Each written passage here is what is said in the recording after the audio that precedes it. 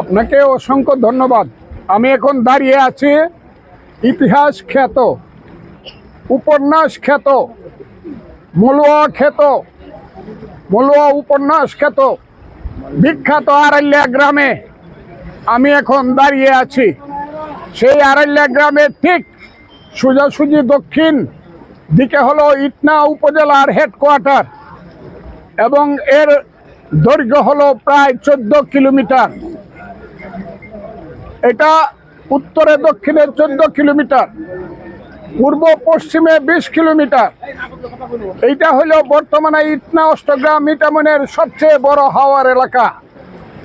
আমি চিন্তা করছি এই এলাকাটাকে যদি পর্যটন কেন্দ্র হিসাবে গড়ে তোলা যায় তাহলে এটা দ্বিতীয় কক্সবাজার হিসাবে এই এলাকাটা পরিচিত হবে।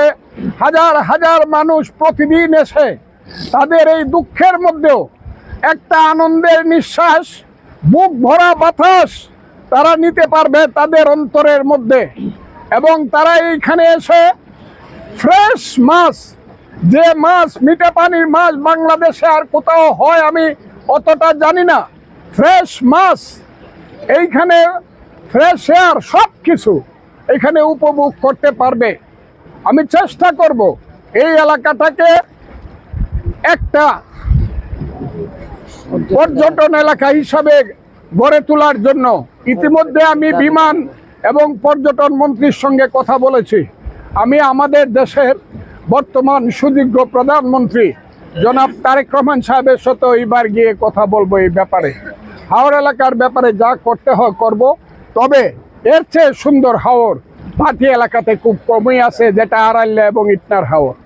আপনাদের সকলকে ধন্যবাদ। কইতাছি ওনাদেরকে আগে বুঝাই নি। এর চেয়ে সুন্দর হাওর ইটনা মিঠামন অষ্টগ্রামে আর নাই। মূল হাওর যেটা ছিল বড় হাওর, এটা বান দিয়ে নষ্ট করে, তাই না? বুঝছেন আপনি কথাটা? আমি এই এলাকাটাকে একটা, আপনারা আমাকে সহযোগিতা করে এখন